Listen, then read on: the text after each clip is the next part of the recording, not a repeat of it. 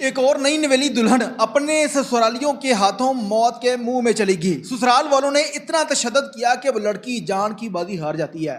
ये वाक़या कहाँ का था और इस लड़की को कत्ल करने के पीछे असल वजह क्या सामने आई, तमाम तर तफसीलात आज की इस वीडियो में आप लोगों के साथ शेयर। आप देख रहे हैं मेरा डिजिटल चैनल, मैं हूं आपको मेज़बान हूं मेरा अली। नाज़रीन, पाकिस्तान के अंदर कत्लो गारत के मामला दिन ब दिन बढ़ते चले जा रहे हैं। वाक़यात हो रहे हैं जिसके बारे में इंसानी अकल तस्वर नहीं कर सकती।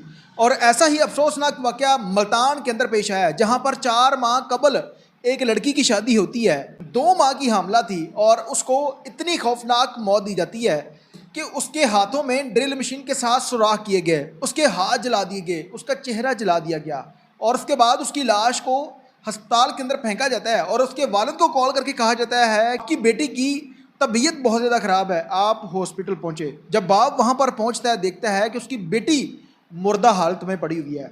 इस केस की जो तफसीलात सामने आई हैं वो आप लोगों के सामने रखने जा रहा हूँ।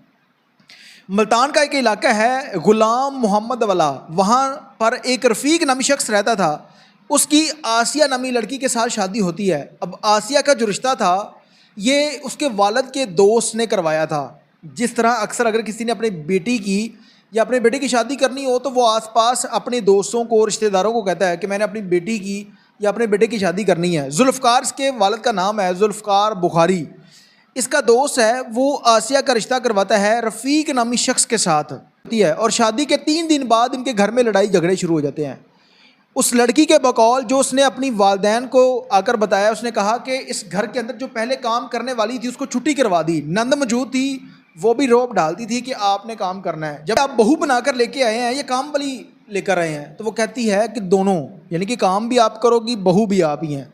उसके बाद लड़ाई झगड़ा होता है। लड़की जो है वो तंग हार के अपने वालिदैन के घर चली जाती है और घर जाकर वो अपने वालिदैन को ये तमाम तर किस्सा कहानी बताती है कि इस तरह से वो मेरे साथ लड़ाई झगड़ा करते हैं। और एक और बात उसने बताई कि इसका जो देवर था, जिसका नाम अतीक बताया जा रहा है, वो इसके ऊपर गंदी नज़र रखता था। इसे कहता था कि आदि तुम मेरी हो, आदि तुम मेरे भाई की हो, जो कहता हूँ वो करोगी। और ये बातें वो फैमिली के अंदर घर वालों के सामने कर रहा है, ये लड़की के घर वाले बता रहे हैं।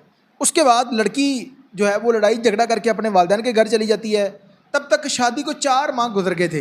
अब ये लड़की 2 माह की हामला भी है। शोहर बनाने के लिए जाता है और आगे से लड़की डिमांड करती है कि लैदा घर जहाँ पर किसी किस्म के कोई इस तरह के मामलात नहीं होंगे, मैं किसी के काम नहीं करूँगी। अब शोहर कहता है कि लैदा घर तो नहीं लेके दे सकता मैं, मेरी बहन है, उसकी कल को शादी हो जाएगी, वो चली जाएगी। जो देवर है, यानी कि मेरा जो भाई है, उसने मजाक में आपको ऐसा कुछ कहा होगा। लड़की कहती है कि नहीं। अब रफ़ीक जो है उठकर अपने घर आता है। फिर 15 दिन गुजर जाते हैं। वालिदैन कहते हैं कि बेटा तुम अपना घर ख़राब ना करो, तुम चली जाओ और तमाम तर लोगों के साथ, तुम लोगों के साथ सलूक से रहोगी तो ये लड़ाई झगड़े आखिरकार ख़त्म हो जाएंगे। लेकिन लड़की कहती है कि मैंने नहीं जाना। उसके बाद 2 मई के दिन इस लड़की की नंद, जिसका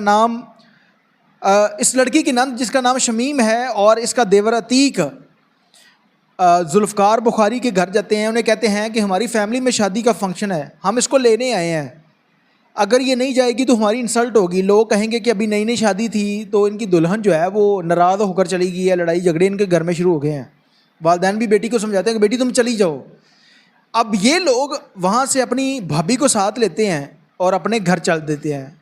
और अगले दिन 4 मई के दिन 11:15 पे जुल्फ़कार को कॉल आती है कि आपकी बेटी, यानी कि हमारी भाभी की तबीयत ख़राब है और म्यू अस्पताल के अंदर है, आप फिलफौर पहुँचे। अब ये शख्स गाड़ी निकालता है, अस्पताल पहुँचता, देखता है कि इसकी बेटी की डेड बॉडी पड़ी हुई है, कोई शख्स उसके पास मौजूद नहीं है। पुलिस खड़ी हुई है, पूछा तो उन्होंने बताया कि ये तो कत्ल हो चुकी है। पोस्टमार्टम करवाने के बाद उसकी लाश को ये ले जाता है अपने घर, दफन कर देते हैं। उसके बाद 4 लोगों के ऊपर नामजद FIR करवाई जाती है।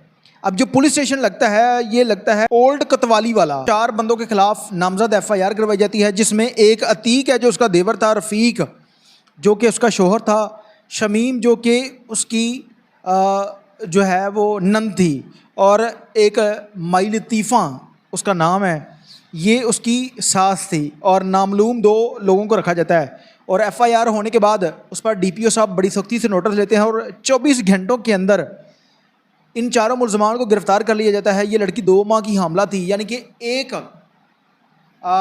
एक शख्स नहीं बल्कि 2 लोगों की मौत वाक़या हुई है। जब इनकी फैमिली से बात की गई तो उन्होंने बताया कि ये लोग हमारी बेटी के ऊपर इतना तशद्दुद करते थे, उसके हाथों में सुराख हैं, ड्रिल मशीन के साथ किए गए हैं, हाथ जले हुए हैं, चेहरा जला हुआ है। तशद्दुद के बाद हमारी बेटी की मौत वाक़या हो चुकी है और वो कहते हैं कि हमें इंसाफ चाहिए। ये कोई पाकिस्तान की तारीख का पहला केस नहीं है, बल्कि इससे पहले भी इस तरह के बहुत ज़्यादा वाक़यात हो चुके हैं। लाहौर के अंदर एक लड़की को कत्ल किया गया, फिर एक गुजरांवाला का वाक़या था, वहाँ पर एक औरत जिसने अपनी बेटी के साथ मिलकर अपनी बहू को इतनी खौफनाक मौत दी, फिर उसके जिस्म के टुकड़े टुकड़े करके उसको रोई के अंदर फेंक दिया। अगर किसी शख्स को कानूनन सज़ा मिले, अगर कोई शख्स किसी दूसरे इंसान का कत्ल करता है और फिर कानून उसको सज़ा दे, किसी चौराहे पर खड़ा करके गोली मारे, फांसी पर लटकाए, जिस तरह सऊदी अरब के अंदर करते हैं, तो मेरे ख्याल में कोई भी शख्स इतनी आसानी से किसी दूसरे इंसान को नहीं कत्ल करेगा। हर दूसरे तीसरे दिन खौफनाक कत्ल हो रहे हैं। पुलिस के तमाम तरह अफसरान से गुजारिश है ऐसा कानून बनाया जाए जहाँ पर अगर किसी इंसान के ऊपर कत्ल साबित हो जाता है, उसके बाद उसको फिर भी सज़ा नहीं मिलती। अगर किसी इंसान के ऊपर कोई जुर्म साबित हो जाता है, कत्ल साबित हो जाता है, तो कम से कम उस इंसान को तब फांसी के फंदे पर ज़रूर लटकाना चाहिए।